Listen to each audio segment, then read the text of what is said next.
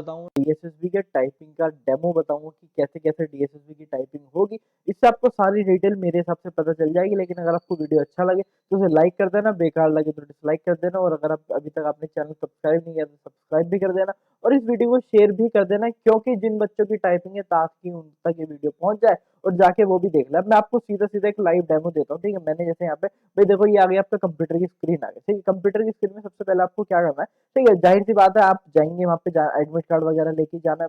Admit मतलब उसके बाद क्या होगा यहाँ पे, क्या नाम है आपकी मतलब सबसे पहले आपको ना कीबोर्ड चेक करना, ठीक है। कीबोर्ड वगैरह मतलब पूरा सिस्टम देखना कि सही चल रहा है, डिस्प्ले सही है, दिख रहा है, मैं बराबर नहीं दिख रहा है।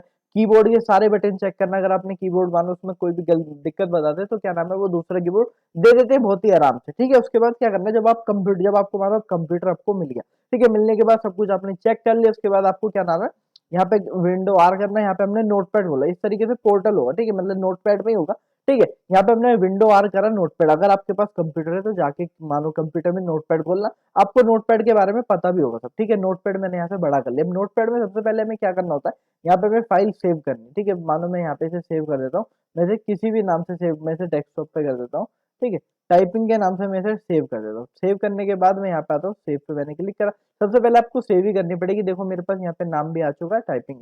उसके बाद वो आपको लेटर देंगे, कोई कुछ भी दे सकते हैं, पर्चा से दे देंगे। उसके बाद आपको टैब करके मतलब ऐसे ही करके कुछ यहाँ पे टाइप करना है वगैरह, ठीक है। उसमें देखो अब यहाँ पे क्या क्या करना है आपको। देखो सबसे पहली बात, कितने 35 की स्पीड चाहिए, कोई से में 30 भी चाहिए, ठीक है। वो आपके ऊपर है, मैं एक नॉर्मली 35 पे बता देता हूँ, ठीक है। जैसे मैंने यहाँ पे लिखा the quick brown fox jumps over the little lazy dog. ये लाइन में क्या होता है, पूरे 26 के 26 वर्ड आ जाते हैं, तो इस वजह से ये लाइन लिख दी मानो हमने। अब इसमें यहाँ पे क्या होगा, देखो आपको पता होगा भाई 35 की स्पीड चाहिए। 35 की स्पीड के लिए यहाँ पे की डिप्रेशन कितने चाहिए, यहाँ पे चाहिए यहाँ पे हमें 1750 बिना स्पेस के साथ, और स्पेस के साथ 2000, ठीक है। मैंने एक से पूछा था, वो मुझे यही बता रहा था, ठीक है, क्योंकि वो डीएसएसबी का टाइपिंग टेस्ट देके आया था बच्चा, उनने मुझे बताया, तो मैं आपको इसलिए बता रहा हूँ कि क्योंकि बहुत बच्चे इसमें कंफ्यूज है कि स्पेस के साथ कितने हैं, 1750 है, और बिना स्पेस के सॉरी स्पेस के साथ है 2000, और बिना स्पेस के साथ है आपके 1750।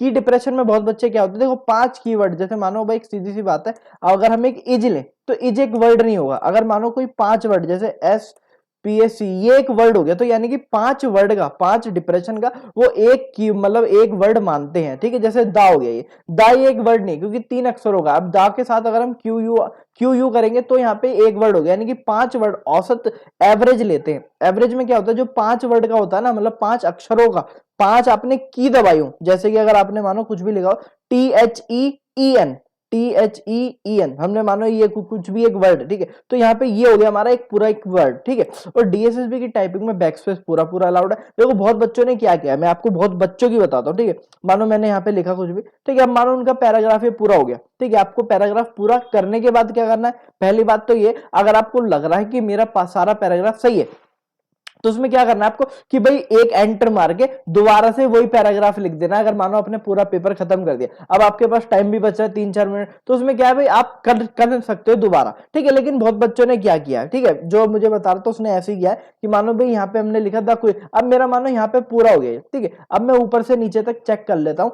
कि भाई मेरी कहाँ पे गलती है। मानो मेरी है क्विक के यहाँ पे गलती, तो मैंने क्विक के यहाँ पे क्लिक किया, और यहाँ पे मैंने बैकस्पेस किया, और मैंने यहाँ पे यू कर दिया, मानो क्विक में यू आना था, तो ऐसे करके भी आप बैकस्पेस कर सकते हो। बैकस्पेस की इसमें कोई दिक्कत नहीं, बैकस्पेस फुल्ली अलाउड है। जिसमें गलती माफ करने का क्राइटेरिया 5 गलती आप कर सकते हो, 5 के बाद जैसे जैसे वो कम होती रहेगी, ठीक है। मतलब समझ गए मेरे हिसाब से।